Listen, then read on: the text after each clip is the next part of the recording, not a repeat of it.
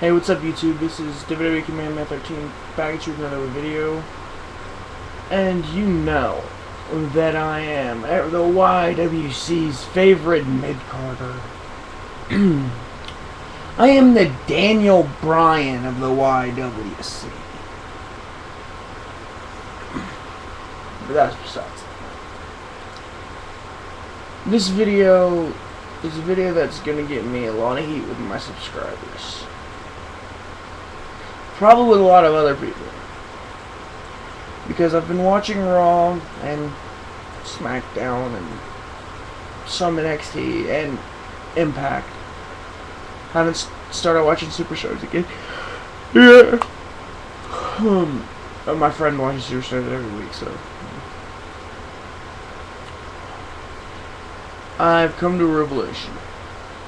I'm no longer a Cena hater. Now, by any means, I am not a Cena fan. I'm just not a Cena hater. And, you know, I mean, he's kind of entertaining occasionally. I mean, you know, he's not the best part of Monday Night Raw like WWE tries to make him out to be, but he's not the worst. Like the YWC makes him out to be.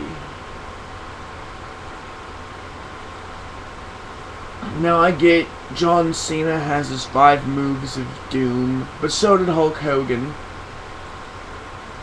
Hulk Hogan had less. He had the big boot and the leg drop. That was it. Besides all that, there was punches, kicks, body slams.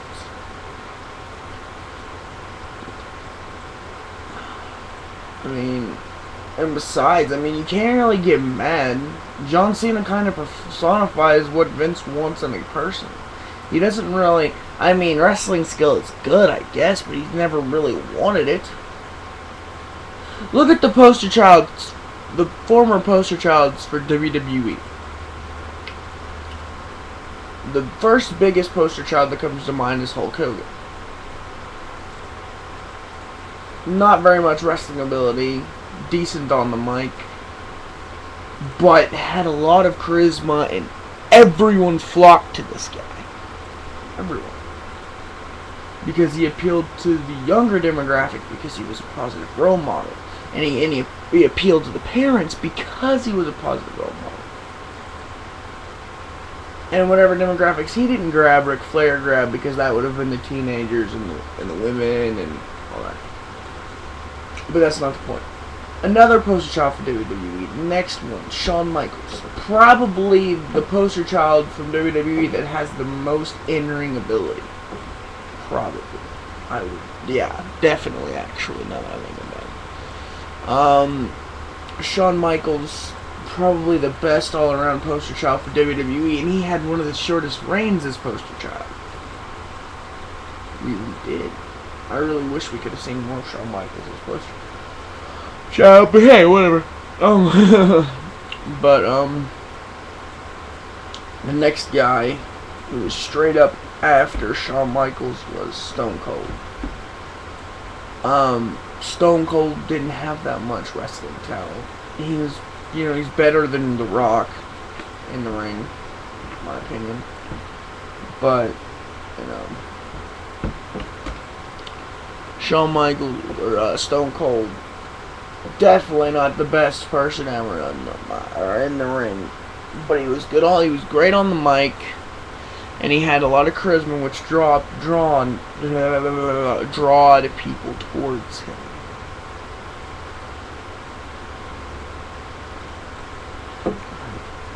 And then the next guy, The Rock, who a lot of my subscribers know I don't really like The Rock. I never really have.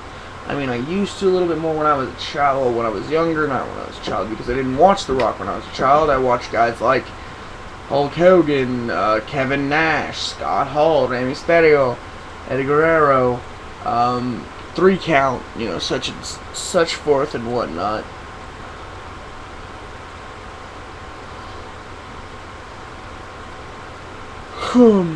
And just The Rock has never really impressed me that much. I don't know. I haven't really seen that many of The Rock matches, and the ones I have seen, he gets like basically the shit beat out of him. Like I saw Backlash 2003 where he got completely squashed by Brock Lesnar. Or not Brock Lesnar, sorry, Goldberg. But then again, who doesn't get squashed by Goldberg? And then there was SummerSlam 2002 where he got F5'd and pinned by Brock Lesnar. He wasn't even there during the Alliance half the time. And I just don't like The Rock. I admit he's decent at best in the ring. And he's good on the mic. And, you know, he's got charisma. I'll never deny that. I just don't like him. The next poster child would be Triple H. Probably, in my opinion, the most overrated poster child in WWE history.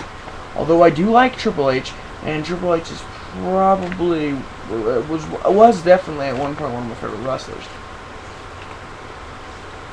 But, you know, I mean, mainly the way WWE made him look out, I mean, I don't know. Again, that's just me. I mean, well, besides John Cena, I'm sorry, no one's more overrated than John Cena by the WWE. But the next poster child after Triple H, I'm gonna have to argue for that a short while last year. I'm skipping John Cena, by the way. For a short while last year, I'd have to argue Jeff Hardy was the poster child for a short while. You know, when he was world champion on SmackDown and he was feuding with CM Punk, he really felt like the center of the company to me. But now, the current face of the company, current poster child of the WWE, is probably my favorite term, is Randy Orton.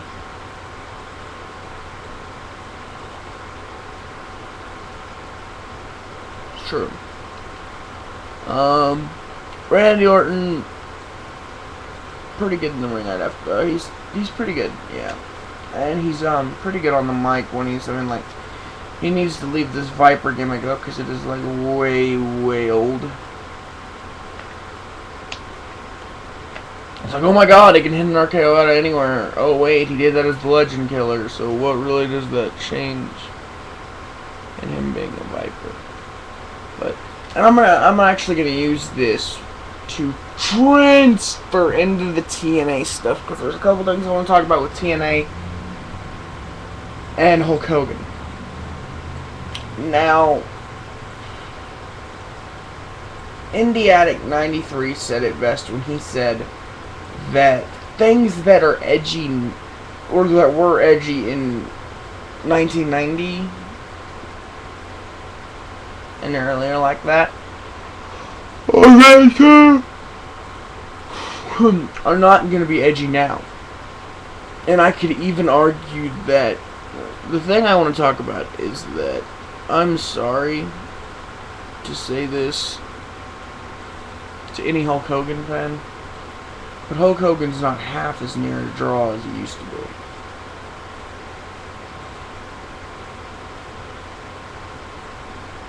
Otherwise, if he was half the draw he used to be, TNA would have gained at least 1 million fans by now. At least. If Hulk Hogan was as near as a huge draw as he was, even in the NWO era, God, TNA would be getting 2, 3.0s just from people tuning in to see Hulk Hogan, along with the people who already watch TNA for TNA. Let me put it this way. Hogan, you need to step out of the fucking spotlight. It's getting on my nerves. You're done. Your career is over. let guys like Jay Lethal, AJ Styles, Samoa Joe, fuck, people who can still wrestle. I don't mind a backstage segment or two with Hulk Hogan, but when Hulk Hogan, and I don't even mind Hulk Hogan running the show as long as he's doing it, one, unbiasedly, and two, from completely behind the scenes. But Hogan, get the fuck off the camera. But finish this Immortal storyline, because I'm sick of TNA just scrapping storylines, especially like that whole Kurt Angle shit. But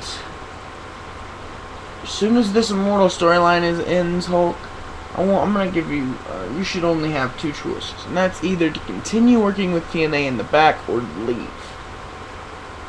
Because you being on the fucking camera you being on TV every week is not how TNA get higher ratings. Not, significantly enough to keep up with WWE. I mean, Monday Night Raw gets like 3.0s every week, I think. Right? I don't know. And SmackDown gets like a 1 point something or a 2 point something every week. TNA struggles to get to like a 1 point something every week. Struggles. And we're losing fans all the time. I hear it. Indiatic 93 says he doesn't watch TNA anymore because it's bullshit. WWE Forever 98 / Break the Walls 10. He said he's done with TNA. I don't know how many people I've heard sit there and say they're done with TNA. I mean,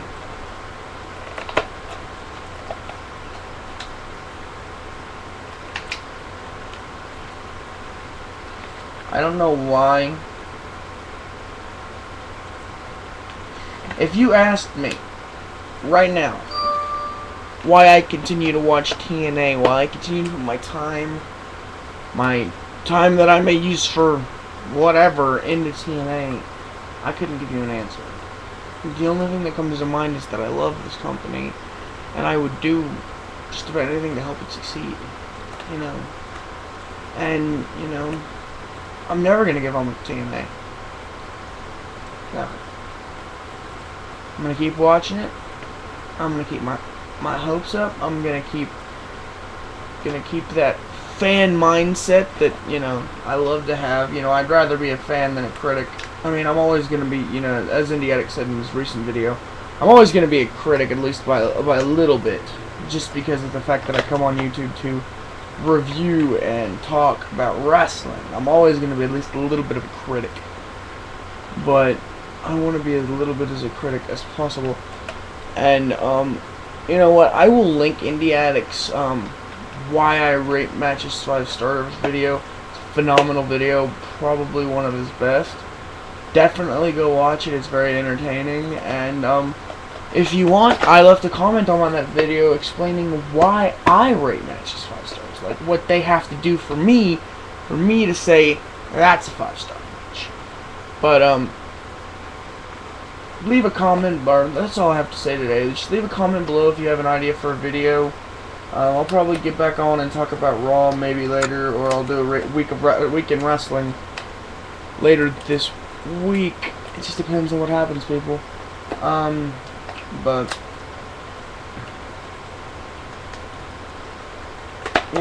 you guys are my subscribers, and I want to thank each and every one of you. All 60 something of you.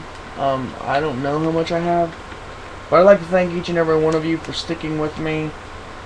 Even though I've had, channel difficulties, I've been switching channels like crazy.